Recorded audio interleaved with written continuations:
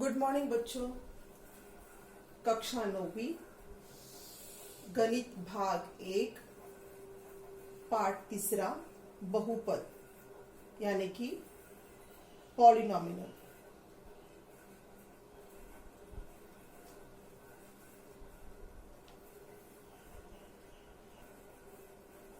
पहले हम जान लेते हैं कि पॉलिनोमियल मतलब क्या। बोर्ड पर मैंने यहाँ पर कुछ बैजिक व्यंजक लिखे हुए हैं, जैसे कि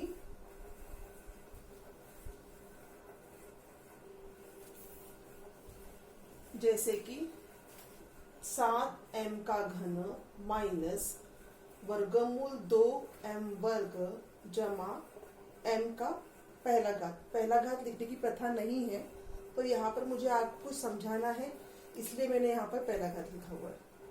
दूसरा है बैजिक व्यंजक 4x घन जमा 2x वर्ग माइनस 1/2 x का 5वां घात। और तीसरा बैजिक व्यंजक है वर्गमूल y, वर्गमूल के अंदर y है, हाँ, वर्गमूल y जमा 2y का पहला घात जमा 1। दोबारा पहला घात लिखने की प्रथा नहीं है, परंतु हम यहाँ पर कुछ समझने के लिए पहला घात लिख रहे हैं। अब ये जो बैजिक व्यंजक है, अगर इनके केवल घात मैंने यहाँ पर लिखे हैं, तो पहले वाले बैजिक व्यंजक के घात कौन से हैं? 3, 2, 1, जो कि यहाँ मैंने लाल अक्षर से दर्शाए हैं, आपको दिख रहा होगा। दूसरे बैजिक व्यंजक के घात कौन से हैं? 3, 2, 5। और तीसरे बैजिक व्यंजक के घात देखो क्या है, यहाँ मैंने वर्गमूल का चिन्ह लगाया है। वर्गमूल का चिन्ह का मतलब क्या होता है? घात में 1/2। वर्गमूल का चिन्ह का अर्थ क्या है? घात में 1/2, जो कि हमने यहाँ पर लिखा है 1/2।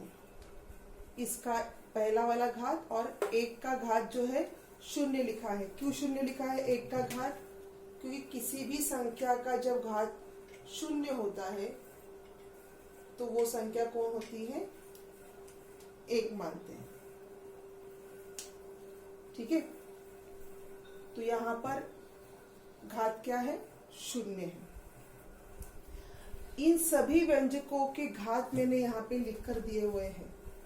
इनमें से बहुपद किसे कहेंगे हम? तो आप देखिए, अगर आपने ध्यान से देखा तो बैजिक व्यंजक 1 और 2 में आप देखोगे कि चरांक का जो घात है वो क्या है? या तो धन संख्या है। चरांक की घात कैसे है? सभी धन संख्या है। यहाँ पे मैं एक बैजिक व्यंजक ऐड करती हूँ, 1 मिनट, ठीक है। यहाँ पे हमने और एक बैजिक व्यंजक ऐड कर दिया, चौथा वाला। उसके भी हमने घात यहाँ पे लिख कर लिए 2, 1 और 0। मैंने बताया ना आपको, 1 का जो यहाँ पर चरांक है उसका घात क्या होता है? 0। तो यहाँ पे हमने लिखे उसके चरांक घात लिखे 2, 1 और 0। अब अगर हमने इन चारों की तरफ ध्यान में दिया तो इसमें से बहुपद किसे कहेंगे? बहुपद उसे कहा जाता है जिन व्यंजकों के चरांक के घात धन पूर्णांक या 0 हो, धन पूर्णांक या 0 हो, यानी कि पूर्ण संख्या हो। आपको पूर्ण संख्या पता है ना क्या है? पूर्ण संख्याओं की सूची आपको याद आ रही है क्या? पूर्ण संख्याओं की सूची आपको याद आ रही है क्या? देखो, ये है आपकी पूर्ण संख्याओं की सूची।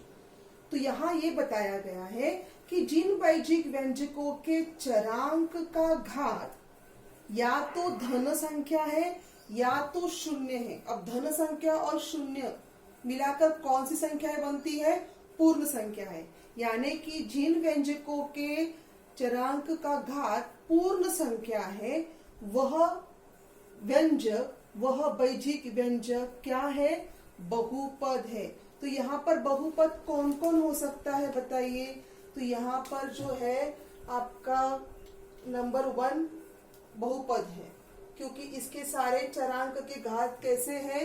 धन संख्या है ना। 3, 2, 1 धन संख्या है। 2 भी बहुपद है, क्योंकि इसके भी चरांक के घात कैसे है, धन संख्या है।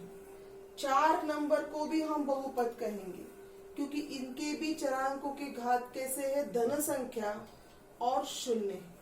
परंतु 3 नंबर वाला आपका बहुपद नहीं है।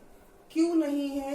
क्योंकि 1/2 यह पूर्ण संख्या नहीं है। 1/2 यह पूर्ण संख्या नहीं है, इसलिए आप इसे बहुपद, ये जो तीसरा वाला जो वैजिक व्यंजक है, इसे आप बहुपद नहीं कहोगे। सपोज अगर आपको कोई बहुपद ऐसा दिया गया हो,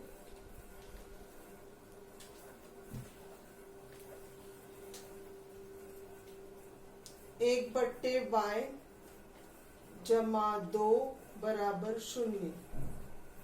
अब यहां पर अगर आप देखोगे तो y का घात क्या है, -1 जमा 2 बराबर 0। इसका मतलब ये हुआ, ये 1/y का मतलब क्या हुआ, y का घात कितना है, -1। तो ये भी आपका बहुपद नहीं है क्योंकि पूर्ण संख्या नहीं है। -1 जो है वो ऋणात्मक संख्या है और वो पूर्ण संख्या नहीं है। पूर्ण संख्या कौन सी है, 0, 1 और उसके बाद के आने वाले सभी धन संख्याओं को पूर्ण संख्याएं कहा जाता है। तो जिन चरांकों का घात 0 और 1, 0 और धन संख्याएं नहीं है, उन्हें हम बहुपद नहीं कहेंगे। इसलिए यहाँ पर जो दिया गया तीसरा वाला उदाहरण है वो, और ये जो मैंने अभी यहाँ नया उदाहरण लिखा है, ये वैजिक व्यंजक का, ये जो दोनों वैजिक व्यंजक है, यह बहुपद नहीं है क्योंकि इसमें जो घात है वो अपूर्णांक है और इसमें जो घात है वो ऋणात्मक है।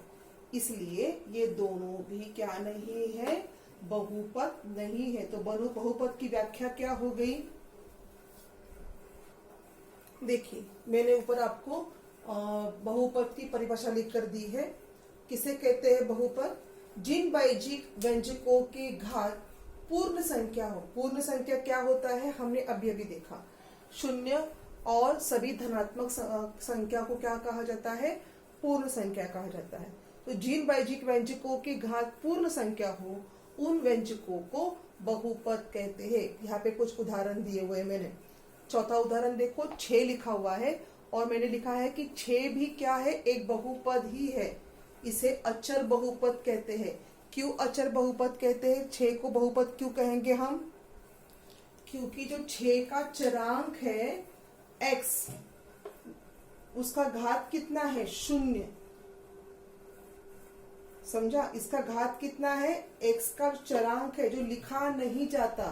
क्यों लिखा नहीं जाता, आगे देखिए, क्योंकि x का जो चरांक है, 6 का चरांक है, x हो, p हो, जो भी हो, उस चरांक का घात कितना होता है, 0। और जिस चरांक का घात 0 हो उसका मान कितना है, 1 होता है। ये हमने कहाँ पढ़ा है, घातांक में पढ़ा है, याद आपको आ रहा हो तो। जिस संख्या का घात 0 हो उसका मान कितना होता है, 1। इसलिए x का मान घात अगर 0 हो, x का घात यदि 0 हो तो उसका मान कितना बन जाएगा, 1। और 6 एकम 6, इसलिए इस 6 को यहाँ पर चरांक लिखने की आवश्यकता नहीं है क्योंकि वो जो है चरांक जो है वो उसका मान कितना है, एक्चुअली में 1 है। इसलिए 6 भी क्या है, एक बहुपद ही है जिसका जो घात है वो कितना है, 0। और 0 क्या है, पूर्ण संख्या। ठीक है, जो 6 है उसे क्या कहा जाता है, उसे अचर बहुपद कहा जाता है। आगे देखते हैं बहुपदों के प्रकार। पदों की संख्या के अनुसार बहुपदों के 3 प्रकार पढ़ते हैं। ये हमने पहले भी 8वीं, 7वीं और 8वीं कक्षा में पढ़ा हुआ है। हम दोबारा एक बार इसे देख रहे हैं। एक पद, द्विपद और त्रिपद। एक पद का मतलब क्या है, जिसमें पद कितने होते हैं, एक ही पद होता है, उसे कहते हैं। पदों की संख्या कितनी है, 1। 2x का वर्ग एक ही पद है, वर्गमूल y का घन, वर्गमूल 2y का घन एक पद है, p का 5वां घात एक पद है, तो इसे कहा जाता है एक पदी। अगर पदों की संख्या 2 हो, मतलब 2 पदों का या तो प्लस माइनस आप कुछ भी कर सकते हो, ठीक है। दो पदों के बीच में जमा या घटा कोई भी क्रिया हो सकती है, तो 2 पद जो है यहाँ पर पदों की संख्या 2 है, इसलिए हम इसे कहेंगे द्विपद। तीसरा है त्रिपद, जहां पर पदों की संख्या कितनी है? 3 पद होते हैं और 3 पदों के बीच में जमा या घटा, योगफल और घटा कोई भी संक्रिया हो सकती है। तो ऐसे जो आपके प्रकार है बहुपद के 3 प्रकार पड़ते हैं पदों के संख्या के अनुसार, एक पद, द्विपद और त्रिपद। आगे देखिए, एक चरांक वाला अगर बहुपद हो, एक चरांक वाला यदि बहुपद हो, एक चरांक वाले बहुपद आपने पहले भी पढ़ा हुआ है ना। तो एक देखो पहला वाला उदाहरण देखो, 2x का 10वां घात माइनस 5x का 7वां घात जमा 2x का 3रा घात जमा 9। इस बहुपद में, इस एक चरांक वाले बहुपद में सबसे बड़ा घात क्या है? 10, और इसीलिए इस बहुपद का घात क्या होना चाहिए? 10। याद रखो, एक चरांक वाले बहुपद में जो घात सबसे बड़ा है वही घात उस बहुपद का घात होता है। सपोज अगर आपको बहुपद दिया गया हो 10, जो कि अचरांक बहुपद है, ऐसा अगर बहुपद आपको दिया गया हो तो हमने पहले भी देखा है कि ऐसे वाले बहुपद का जो घात होता है वो क्या होगा? x का 0वां घात। उसके चरांक का घात क्या होगा? x का 0वां घात। इसलिए यहाँ पर सबसे बड़ा घात क्या है? 0, और आपके बहुपद का घात क्या होगा? 0। पर अगर आपको 0 ये बहुपद दिया गया हो, अचरांक कौन सा है आपका? 0। अगर अचरांक बहुपद का मूल्य 0 है, वो 0 संख्या है, तो 0 का बहुपद का कोई भी घात निश्चित कर नहीं सकते आप, क्योंकि यहाँ पर जो चरांक का घात यदि समझो 0 भी लिया तो भी आप इसको निश्चित नहीं कर सकते, क्योंकि किसी भी संख्या को, किसी भी घात को यदि आप 0 से गुना करते हो तो उसका मूल्य 0 ही आता है। तो हम नहीं बता सकते कि यहाँ पर चरांक का घात क्या हो सकता है। वो 1 भी हो सकता है, 0 भी हो सकता है, 2 भी हो सकता है और 10 भी हो सकता है। इसे हम निश्चित नहीं कर सकते, क्योंकि चाहे कोई भी घात हो, उस घात से 0 को गुना करने पर उत्तर कितना आएगा? 0 ही आएगा। इसलिए हम निश्चित नहीं कर सकते कि 0 इस बहुपद का घात क्या हो सकता है। ये ध्यान में रखो, जो सामने बोर्ड पर लिख कर दिया है आपको, परीक्षा की दृष्टि से बहुत बहुत इम्पोर्टेंट है, और आगे जो भी हम गणित करने वाले हैं बहुपद के, उसके लिए ये बहुत ही उपयोगी है, जरूरी है। इसे सबने अपने नोटबुक में नोट डाउन करना है। नेक्स्ट देखते हैं कि 2 चरांक वाले अगर बहुपद हो तो उसका घात कैसे ज्ञात करना है। देखो क्या लिखा हुआ है, 2 चरांक वाले बहुपद का घात हमें ज्ञात करना है। मैंने देखो वाक्य क्या लिखा है उधर, प्रत्येक पद के सभी, जो बहुपद है ना आपका 2 चरांक वाला जो बहुपद है, उसमें जितने भी पद है उन प्रत्येक पद के सभी चरांकों के घातों का योगफल कर रहा है। जिसका योगफल बड़ा वही बहुपद का घात होगा। तो यहाँ पर नीचे हमने बहुपद लिखा हुआ है 2 चरांक वाला, 3m का वर्ग n का 5वां घात जमा 4m का 5वां घात n का पहला घात जमा 2mn। ठीक है, ये आपका बहुपद है 2 चरांक वाला। प्रत्येक पद कौन सा है? 3m वर्ग 3m वर्ग n का 5वां घात, ये एक पद है।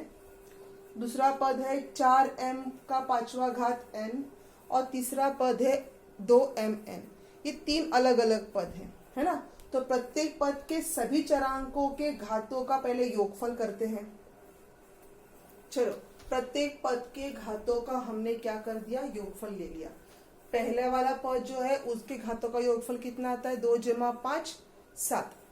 दूसरे का कितना आता है, 5 जमा 1 6। और तीसरे पद का कितना आता है, 1 जमा 1 2। तो बताओ कौन सा वाला योगफल बड़ा है। नेचुरली जो पहला वाला पद है उनके घातों का योगफल बड़ा है, यानी कि 7। इसलिए इस बहुपद का घात क्या होगा, 7। इसलिए इस बहुपद का घात क्या है, 7, क्योंकि 7 ही सबसे बड़ा योगफल है। बात समझ में आई आपको।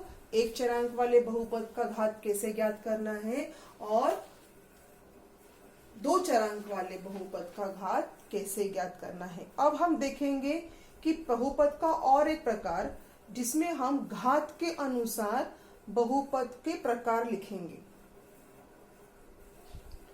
ये बहुत ही इंपॉर्टेंट भाग है। इसके आधार पर आपको आगे के भी गणित आएंगे। एक चरांक वाले बहुपद आगे जाके आपको हल करने हैं।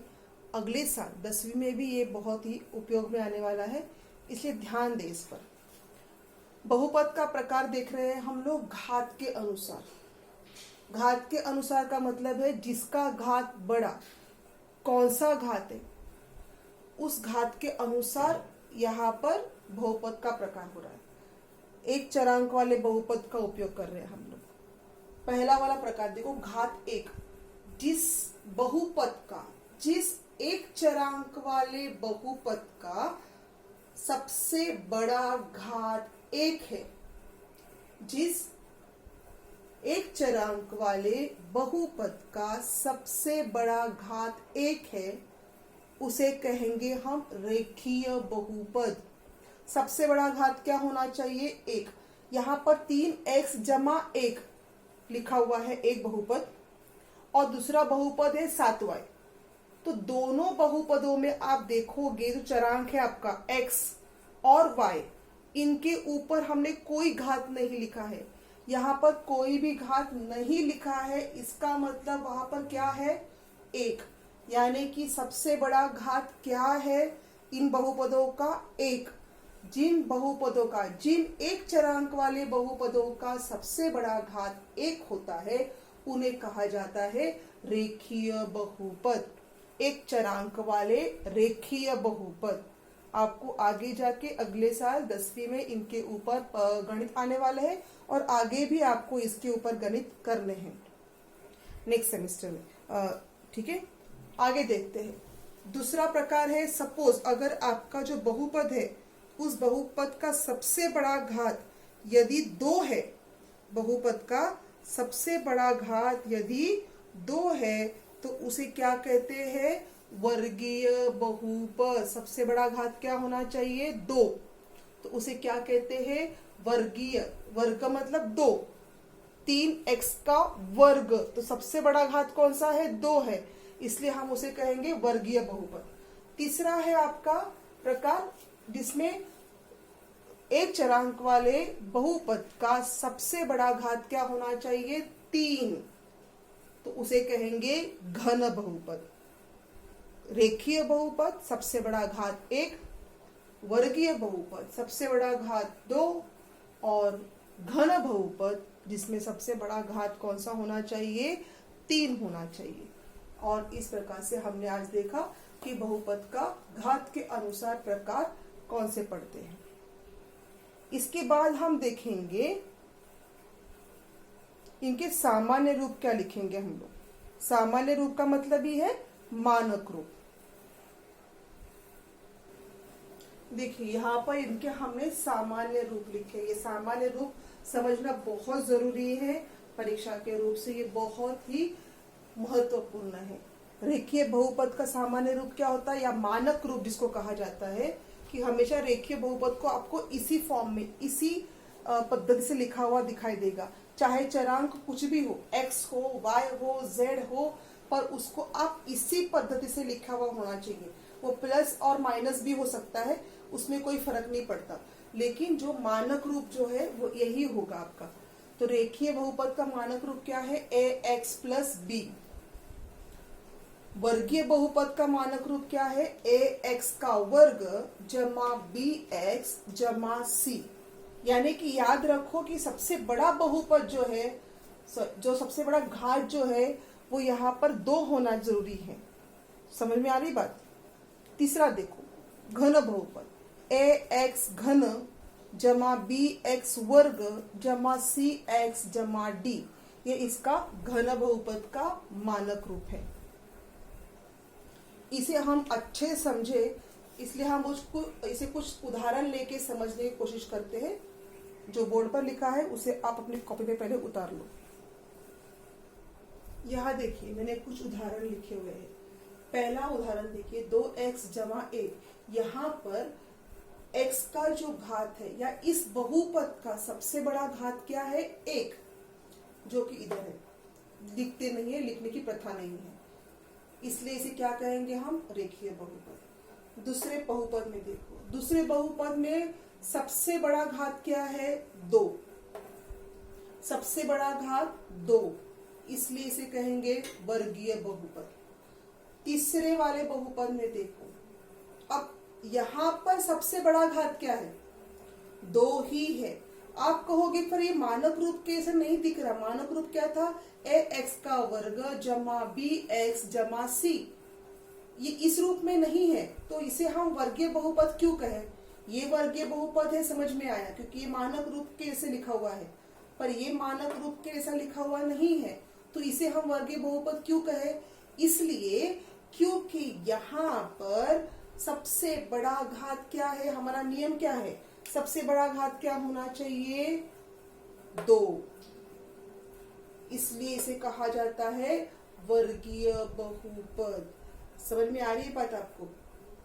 और एक इसके बाद देखिए नीचे तीसरा वाला, यहाँ पर इस बहुपद का सबसे बड़ा घात क्या है? 3, इसलिए इसे कहेंगे हम घन बहुपद। यहाँ पर भी सेम ये वाला उदाहरण यहाँ पर रिपीट हो रहा है। यहाँ पर भी सबसे बड़ा घात कौन सा है? 3। ये मानक रूप के ऐसा नहीं लिखा हुआ, लेकिन इसमें सबसे बड़ा घात क्या है? 3, इसलिए इसे कहेंगे हम घन बहुपद। और एक बात ध्यान में रखो, इस प्रकार की बहुपदी को पहचानते समय जो सबसे बड़ा घात है, जिस चरांक का घात सबसे बड़ा है, उसका जो गुणांक होता है वो 0 नहीं होना चाहिए। यानी कि देखिए ये वाला उदाहरण देखिए, अब इसमें आप कहोगे 0 p का घन जमा p 2p का वर्ग जमा 1। यहाँ पर इस बहुपदी में मैंने अगर आपको सवाल पूछा कि बताइए 3, ये सबसे बड़ा घात है, इसलिए यह घन बहुपद है। गलत। यहाँ पर सबसे बड़ा घात 3 है, परंतु p का जो गुणांक है वो क्या है? 0। और 0 से किसी भी पद को गुणा करने के बाद उत्तर क्या आता है? 0 जमा 2p का वर्ग जमा 1। यानी कि ये बहुपद क्या हो गया अभी? 2p का वर्ग जमा 1। अब बताइए मुझे सबसे बड़ा घात कौन सा है? 2। तो क्या आपका जो पहला वाला उत्तर था कि यह घन बहुपद है वो सही है? नहीं, ये क्या बन गया? यस, वर्गीय बहुपद बन गया। सपोज अगर यहाँ पे ये 2 नहीं होता, अब बताइए क्या बन जाता? रेखीय बहुपद। अगर यहाँ पर ये भी नहीं होते, अब ये क्या बन जाते? ये बहुपद होता ही नहीं, मतलब बहुपद है पर रेखीय बहुपद नहीं है, 0 घात है। इसका घात क्या हो जाता? सबसे बड़ा घात क्या बन जाता? 0। और ये बहुपद है, परंतु हमारा जो प्रकार है रेखीय बहुपद, वर्गीय बहुपद, ये इसमें नहीं आएगा। बात समझ में आ रही है आपको? तो जो सबसे बड़ा घात होता है उसका गुणांक 0 नहीं होना चाहिए, वो 0 उत्तर संख्या होनी चाहिए। इस बात को ध्यान में रखें। और ये जो बोर्ड पे लिखा हुआ है इसे भी आप अपनी कॉपी में उतार लें। यहाँ तक जो हमने अब तक लिखा है, पढ़ाया है, उसे आप अच्छे से अपने कॉपी में लिख कर ले लें। इसके बाद का जो भाग है वो हम अपने अगले क्लास में देखेंगे। तब तक के लिए धन्यवाद।